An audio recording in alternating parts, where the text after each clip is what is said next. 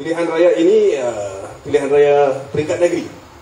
Dan apabila kita lihat pada proses pencalonan hari ini, kita lihat memang banyak calon-calon daripada parti-parti yang berlainan yang telah menawarkan diri untuk tujuan pemilih-pemilih di kawasan-kawasan Dun Negeri Johor untuk buat satu keputusan pada 12 hari bulan Mac ini. Kepada saya, kita lihat calon-calon yang dikemukakan oleh Pakatan Harapan, calon-calon yang berkebolehan. Dan ramai yang tahu bahawa kita dalam Pakatan Harapan pernah menjadi kerajaan bukan saja peringkat negeri Johor, tapi juga peringkat persekutuan. 22 bulan di peringkat persekutuan selepas kemenangan tahun 2018. Jadi buat mereka yang kata bahawa kita tidak ada pengalaman dan sebagainya, itu tidak benar. Kita memang ada pengalaman, dan pengalaman kita dalam pentadbiran memang kita ada menunjukkan kejayaan. Kita kena lihat kepada fakta.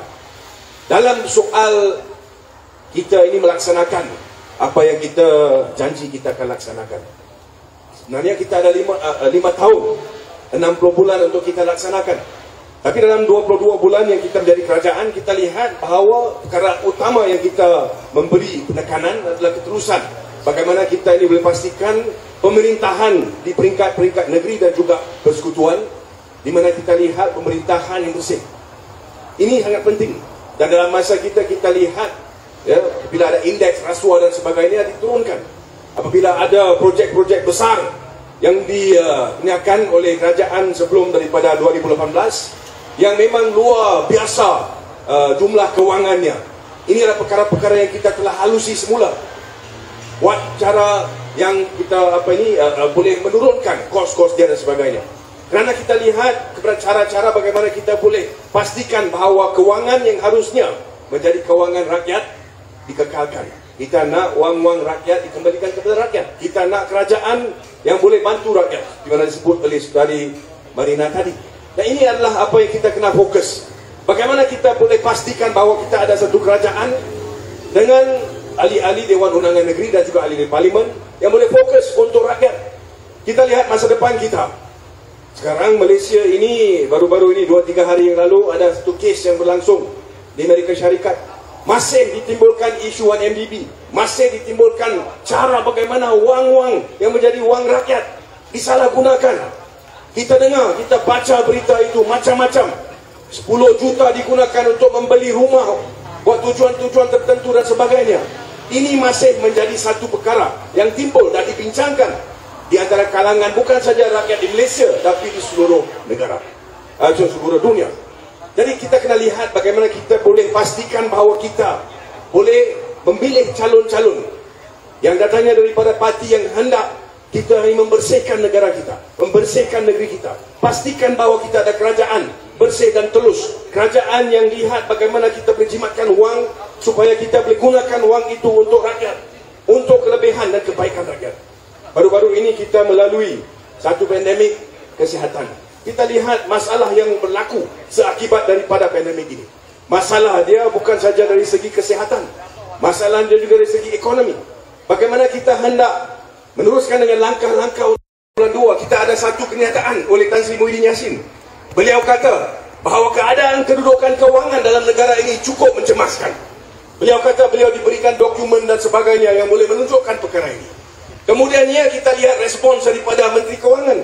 Menteri Kewangan kata no, economy is on track to recovery.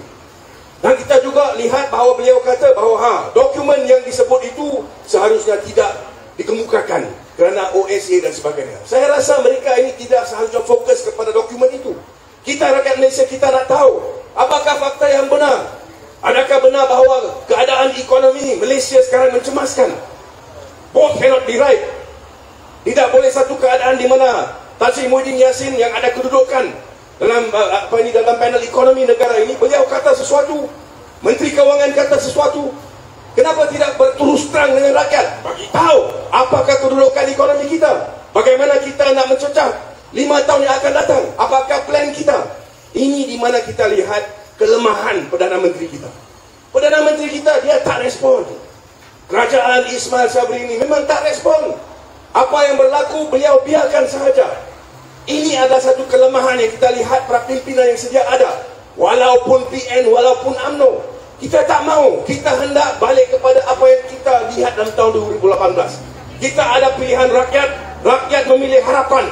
Dan kita seharusnya diberikan 5 tahun untuk kita memerintah supaya kita boleh membawa kepada pembaruan, reformasi dan sebagainya. Itu yang kita mau. Saya minta rakyat di kawasan negeri Johor, kita semua bangkit, kita semua balik undi untuk Pakatan Harapan supaya kita dapat menegakkan lagi kerajaan harapan pada 12 hari bulan Mac ini, dan kita dibenarkan untuk teruskan dengan usaha-usaha kita untuk memperbetulkan, memperbaiki ekonomi dan juga status sosial negara kita.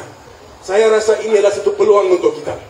Yang kita nak adalah yang baik untuk rakyat negeri Johor. Yang kita nak adalah yang baik untuk rakyat negeri Malaysia, negara Malaysia. Dan untuk tujuan ini, yang paling penting, kita perlukan satu kerajaan yang stabil. Di sinilah kita bermula hari ini, pencalonan, penamaan calon-calon. Kita ada 2 minggu untuk kempen. Saya minta semua di sini, kita ini bersama-sama pastikan bahawa kita dapat kemenangan untuk saudari Marina Ibrahim di kawasan Skudai. Semua calon-calon Pakatan Harapan, supaya kita dapat melihat kerajaan yang baru yang dapat terus dan kekal bekerja untuk rakyat dalam masa akan datang. Sekian, terima kasih. Dan wanakkam, saya